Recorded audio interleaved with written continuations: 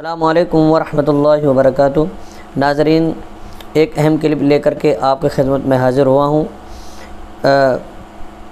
اس کو بغور سماعت فرمائیں اور آگے زیادہ سے زیادہ اس کو شیئر کریں۔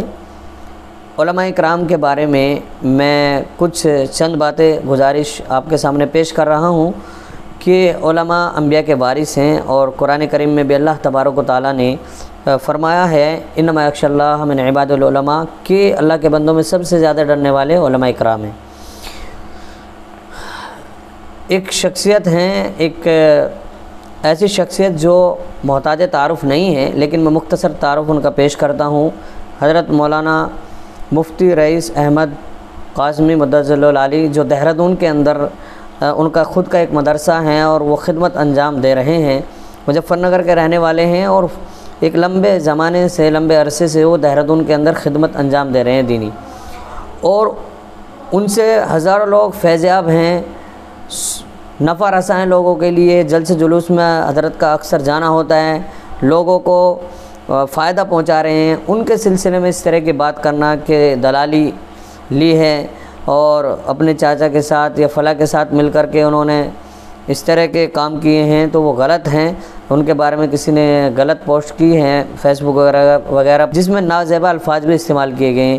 حالانکہ وہ الفاظ یا اس طرح کی باتیں کسی بھی عالم کے بارے میں کرنا، یہ اپنے آخرت کو خراب کرنا ہے، جو قابل مذمت ہیں۔ پرزور لفظوں میں ان کی مذمت ہم کرتے ہیں اور کرنا چاہیے، ان ایسی چیزوں سے بچنا چاہیے۔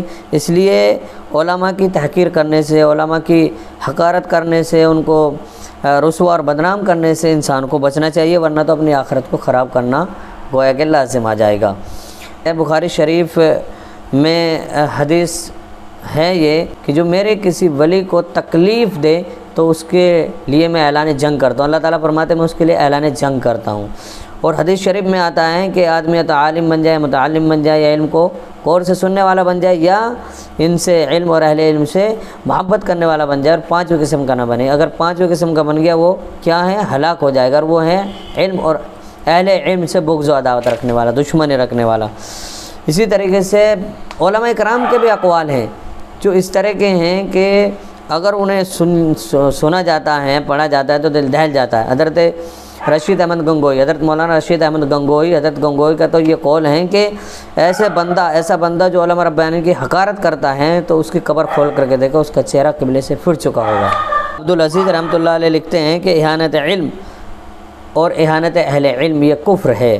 اسی طریقے سے امام مالک رحمۃ اللہ علیہ فرماتے ہیں کہ جو عالم کو گالی دیتا ہے نا، عالم کو گالی دینے والا کا آخری خاتمہ کفر پر ہوگا۔ تو یہ بڑے سخت وعیدیں ہیں اور علماء کے اقوال ہیں۔ اس لیے علماء سے کی توہین سے، علماء کی تذلیل سے، ان کو رسوا کرنے سے، ان کو بدنام کرنے سے بچنا چاہیے اور اپنے عاقبت کی فکر کرنی چاہیے۔ اللہ تعالیٰ ہمیں سمجھ عطا فرمائے اور علماء کی عزت، توقیر اور ان کے مقام کے اعتبار سے ان کی عزت کرنے کی توفیق نصیب فرمائے۔ وآخر دعوانا الحمدللہ رب العالمین۔